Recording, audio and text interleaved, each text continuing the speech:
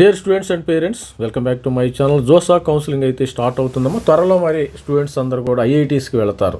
ఐఐటీస్లో physical reporting అయితే చేయాలి. మరి ఫిజికల్ రిపోర్టింగ్ ఆల్రెడీ వీళ్ళు వెబ్సైట్లో మెన్షన్ చేయడం అయితే జరిగింది, ఫిజికల్ రిపోర్టు. మరి వీడియోలో జస్ట్ మరి ఐఐటీలో చదివిన ప్రతి ఒక్కళ్ళు కూడా మరి IIT end of the first year చేరతారు కదా. మీరు ఫస్ట్ ఇయర్ చేరతారు. ఫస్ట్ ఇయర్ చేరిన వాళ్ళు ఏంటంటే end of the first year branch change option ఉందా గుర్తుపెట్టుకోండి. ఈ యొక్క బ్రాంచ్ చేంజ్ అనేది ఉందా లేదా అనేది ఒకసారి చూద్దాము. మరి చాలామంది స్టూడెంట్స్ అయితే సపోజ్ నాకు ఐఐటీలో ఏదో ఒక ఐఐటి 23 ఐఐటి కానీ ఐఐసి బెంగళూరు కానీ నాకు సివిల్ ఇంజనీరింగ్ వచ్చింది. సివిల్ ఇంజనీరింగ్ కూడా at the end of year అంటే ఇయర్ అయిపోయిన తర్వాత, ఎందుకంటే బ్రాంచ్ చేంజ్ ఆప్షన్ ఎందుకు ఇచ్చారంటే ఏ బ్రాంచ్ అయినా కానీ అందరికీ కామన్ సబ్జెక్ట్స్ ఉంటాయి. మరి ఫిజిక్స్ ఉంటుంది, కెమిస్ట్రీ ఉంటుంది, అదేవిధంగా మ్యాథమెటిక్స్ 1 ఉంటుంది. ఇవన్నీ కూడా కామన్గా ఉంటాయి అన్నీ. మరి ఐఐటీస్ అయినా లోకల్ కాలేజెస్ అయినా కానీ మరి ఎవరైతే సివిల్ ఇంజనీరింగ్ ఉన్నారో మరి ఫైనల్ ఇయర్లో సివిల్ కాకుండా వేరే బ్రాంచ్కి స్వాప్ అయ్యే అవకాశం ఉంటుంది. బ్రాంచ్ చేంజ్ అయ్యే అవకాశం అవుతుంది. మరి అది నిజంగా ఉంది.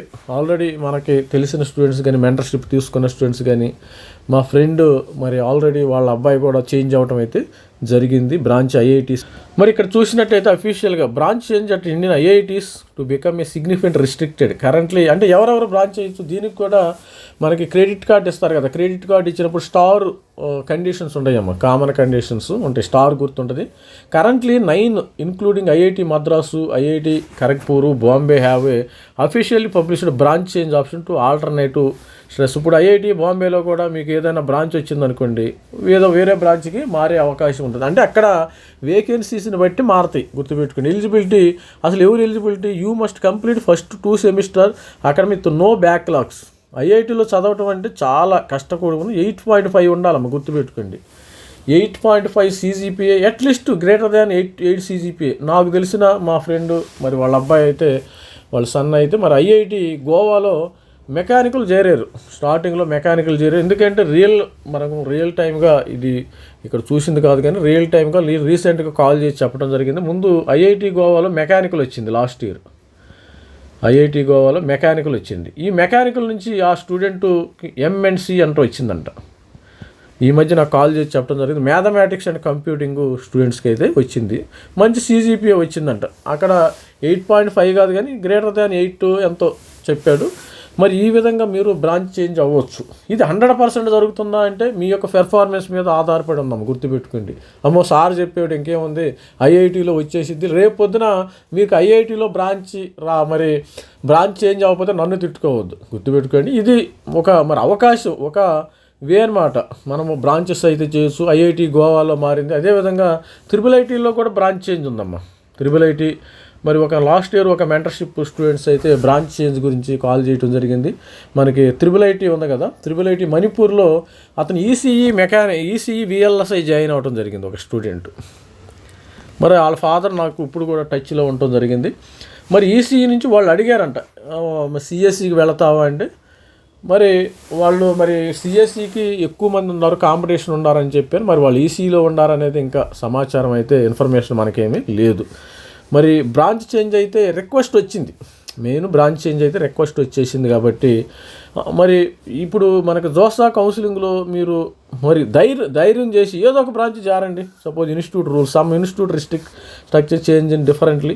ఎగ్జాంపుల్ ఐఐటి ఢిల్లీ కానీ ఐఐటి రూర్కే కానీ యూనిక్ అప్లికేషన్ విండో.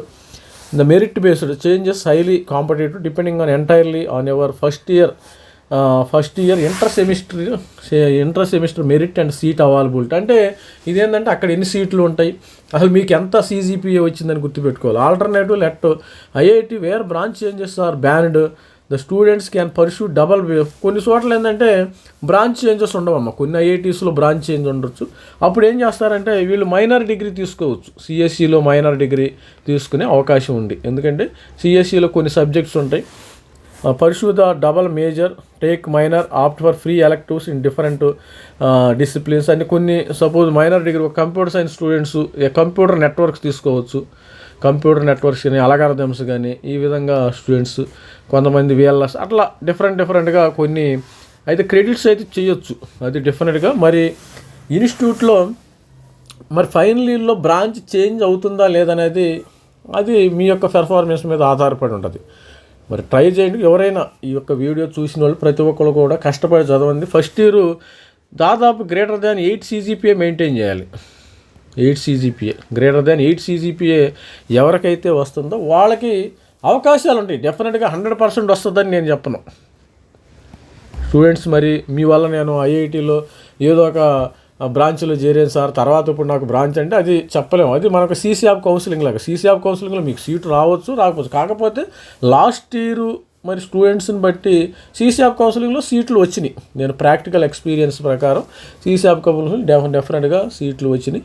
అదేవిధంగా ఇక్కడ బ్రాంచ్ చేంజ్ అవుతుందంటే నేను 2-3 విట్నెస్లు చూశాను. ఇప్పుడు IIIT స్టూడెంట్స్ అయితే ఒక విట్నెస్ అయితే చూశాను. అదేవిధంగా మా ఫ్రెండ్ వాళ్ళ అబ్బాయి IIT గోవాలో మెకానికల్ చేరాడు. ఆ మెకానికల్ నుంచి మ్యాథమెటిక్స్ కంప్యూటింగ్ ఇప్పుడు 1 year అయింది కదా, మ్యాథమెటిక్స్ కంప్యూటింగ్ షిఫ్ట్ అవుతున్నాడు అంటతో షిఫ్ట్ అవుతారు. వాళ్ళు కూడా చాలా హ్యాపీగా, ఎందుకంటే మెకానికల్ మీద మ్యాథమెటిక్స్ కంప్యూటింగ్ కొద్దిగా బెటర్ కదా, అలా ఉండొచ్చు. సపోజ్ మీకు మెకానికల్ వచ్చిందనుకోండి, మ్యాథమెటిక్స్ కంప్యూటింగే రావచ్చు, ECE రావచ్చు, ఎలక్ట్రికల్ రావచ్చు, తర్వాత సివిల్ నుంచి అక్కడ ఉండే ఆపర్చునిటీస్ని బట్టి ఈ యొక్క అవకాశాలు అయితే ఉంటాయి. ఇది స్టూడెంట్స్ మనకి జోసా కౌన్సిలింగ్ అయితే IITస్కి జరుగుతుంది. త్వరలో మీరు ప్రతి ఒక్క స్టూడెంట్ కూడా మరి IITలో మరి రిపోర్ట్ అయితే చేయాలి.